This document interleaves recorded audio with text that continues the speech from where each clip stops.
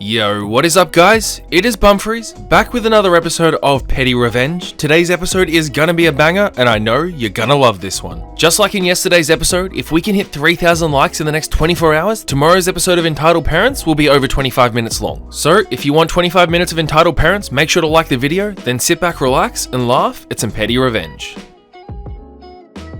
So, I had this one neighbor when I was in Arizona. She and her husband lived above us and would bang on the walls, play loud music, and yell and scream at each other all hours of the day and the night. I filed a complaint with our courtesy patrol one night after about 3 months of this, to absolutely no avail. The office did take action and courtesy patrol did too, but they refused to change. So, I went back to the office with a plan. I had a small but powerful Bluetooth speaker at my disposal, and I warned the office what I was going to do, and believe it or not, they said this was fine so long as I didn't leave it on for hours on end. These people in the office were awesome in more ways than one. Now, an important side note.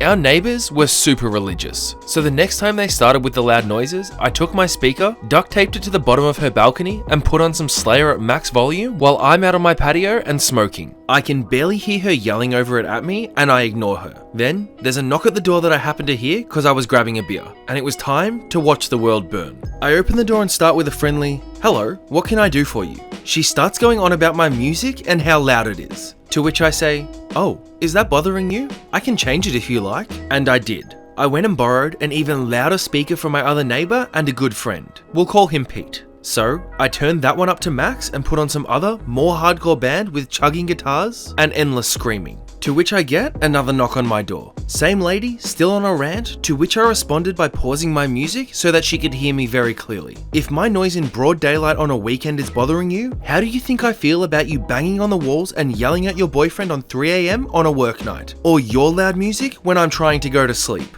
Keep it down and we won't have this problem anymore. And I slammed the door in her face. I only dealt with it 2 more times, and the last time was when she had company over. She never got loud again, and I never saw the same people enter her apartment. See, stories like this make me wonder why this is only the 3rd time that I've done petty revenge on this channel. These petty revenge stories are just the perfect amount of petty and the perfect amount of being cunning, and 99 times out of 100, they get the job done and get the result that the person wanted. I mean, in this story, they got the people to stop being loud, and that was the goal, right? If you can enact revenge like this on someone when no one gets hurt, that to me is the perfect type of revenge. So, I was driving home from Kroger a couple of weeks ago and was turning right on a very busy road. The light was green for me and even had the green left signal, so I knew that nobody was in the right to have almost hit me. I get midway through my turn and this red Honda almost slammed right into my driver door. He ran the red light and I instantly slammed on my brakes. My car is old and beat up as hell, so it barely stopped and literally was smoking from the tires because of how abruptly I had to stop.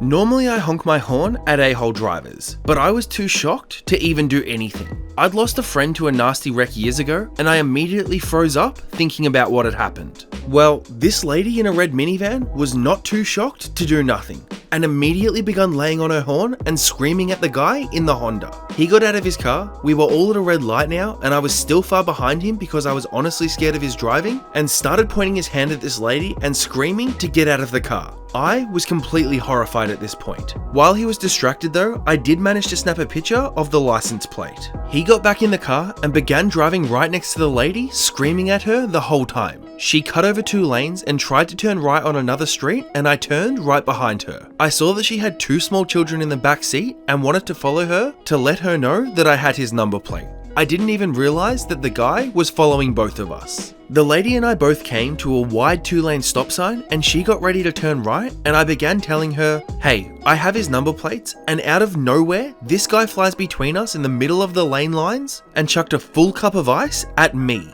He then took off and the lady flew after him. At that point, I was too scared to follow and turned right instead. I pulled over and called the local police just to let them know that there was a guy recklessly driving around and threatening a woman and her children, and that he had just thrown ice at my head in traffic. They took all of the info including the plates and let me know that they'd be in contact. 1 week later, I was at Burger King getting food in the same side of town, and I see the red Honda again. I looked at the photo I had and knew that it was the same one. My car is very identifiable because of the stickers, so I got ready to leave before he saw, and to my surprise, a middle-aged blonde woman got out of the car. I asked her if this was her car, and she said it was. She said that her name was on the title and asked why. I said to her, "Do you have a son?" Because a young man with dark hair and a beard threw ice at me while chasing a woman and her children through traffic. She said that she didn't have a son and started to walk away.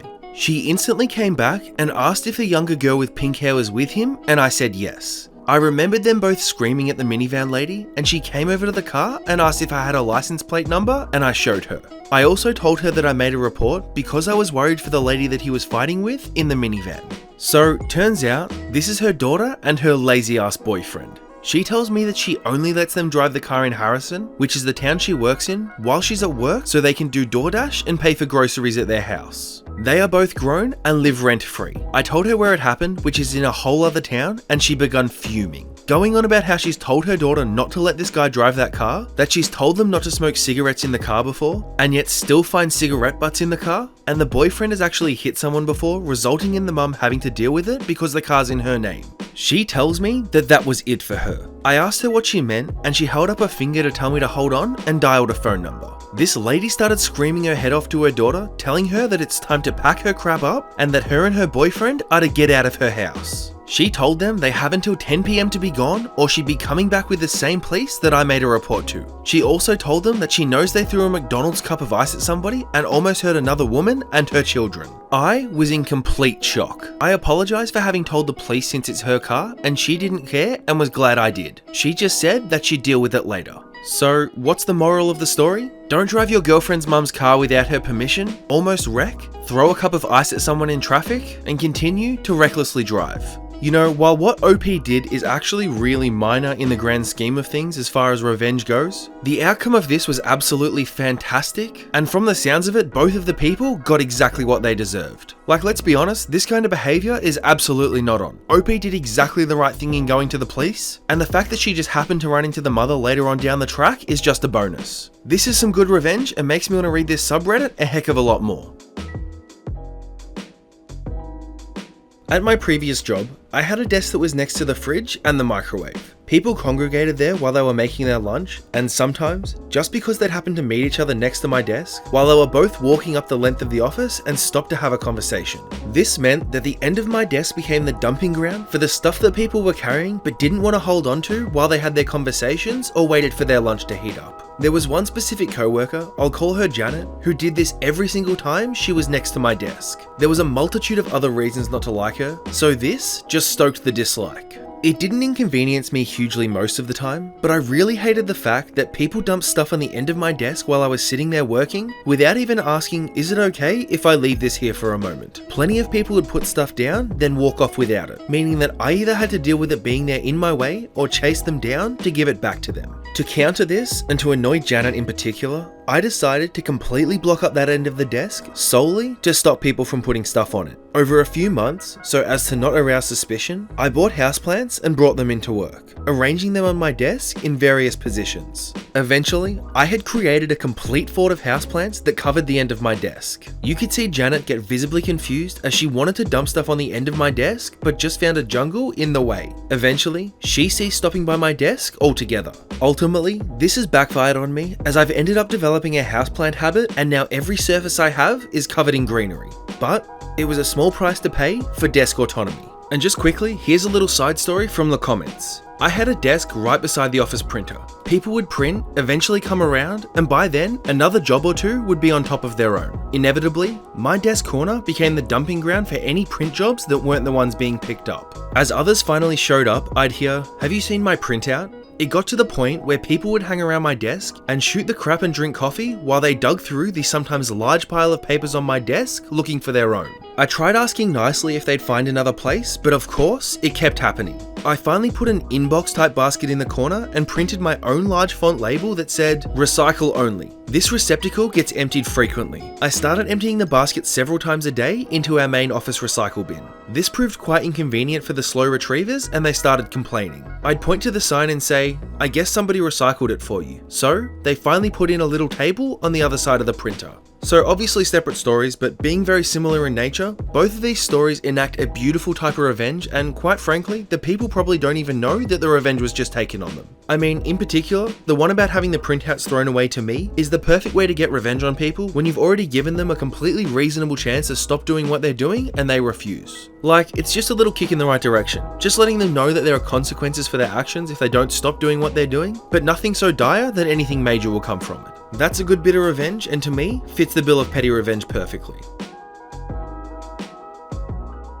So, we live next to a large open grass field. There is this old house on the property, but it's condemned and no one lives there. The owner of the property only shows up to mow the field, but does nothing else with the property. The garage beside the house is caving in on itself and just looks like trash. People walk through the field to go fish on the river, walk their dogs, or just wander. Most people think it's just city public property. A few days ago, we were outside playing with our dog and our toddler. They were walking a few feet off of our driveway, which is technically his property. He just happened to be driving by and pulled over and began yelling and was just in general overly aggressive. He yelled at us saying that we needed to stay on our own property. He accused us of tossing cigarette butts, but we don't smoke, and beer cans, and again, we're never drinking outside, all over his field. He also yelled that we drive all over his field, causing mud puddles. Again, completely not true. He then pointed to our dog and complained that she needs to stay off his grass. In the past, he had specifically said that he did not care if our dog walked on the field, and he proceeded to say that if he found any dog crap anywhere, he was going to retaliate against us, and we're not going to like it. This all happened within a few minutes. My boyfriend took the toddler and dog inside and came back out to try and talk to him and sort out these crazy accusations, and the guy had left. We're now looking into getting cameras and a way to get a fence up. Since the other neighbors also play with their dogs in the field and strangers walk through them all the time, he cannot blame us for any evidence of dogs being present, but that won't stop him from blaming us anyway, and I don't know what he means by retaliate.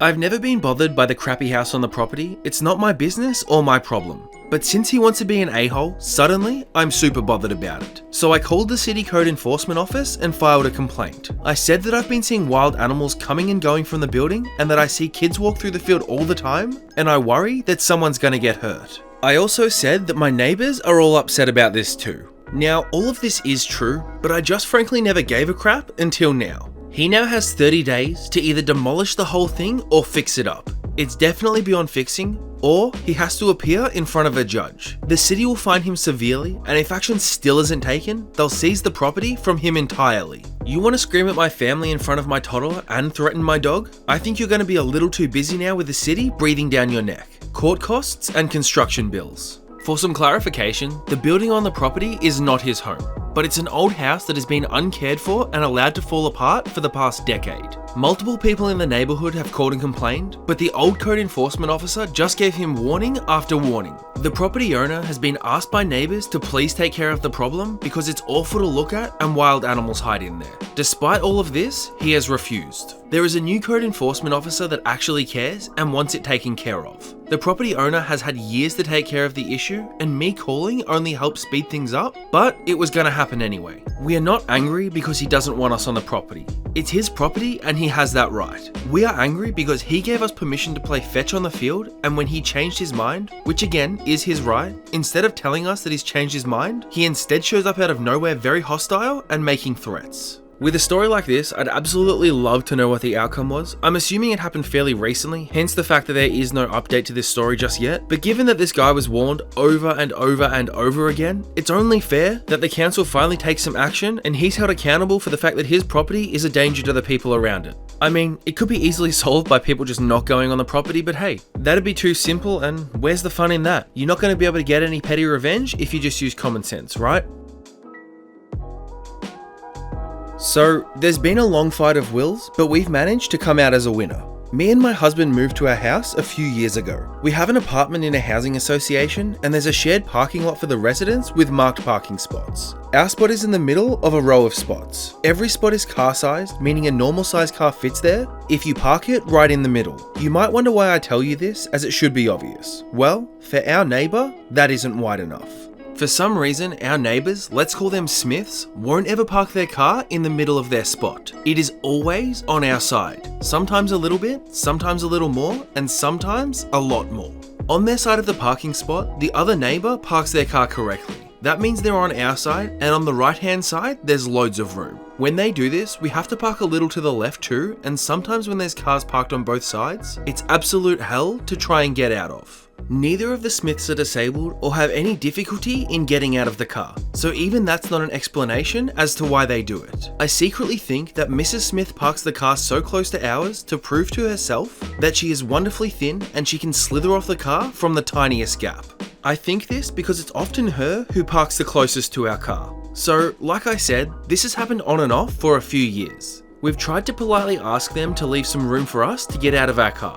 Sometimes they kind of remember that the right side of the parking spot is theirs too. Sometimes the car is almost half in our spot when we come home. Last time this happened, my husband lost his temper. Smith's car was way over the white line and on our side. So, he parked our car, driving it right in the middle of our spot. The thing is, when he did this, the gap between our cars was so small that the doors couldn't be opened on the right hand side. We went out from the left side of our car and went home. The next day, the Smith's car was gone. I don't know how they managed to get in or drive it out, but they didn't come to our house to ask us to move or complain. I guess it would be ridiculous of them to come and complain to move our car that was correctly parked. A few days went by and their car was still missing. Then we noticed that they had parked it in the guest parking spot down the road. And to this day, they still continue to park their car there. Our car is always parked neatly in the middle of our spot, so I guess you could say that we won.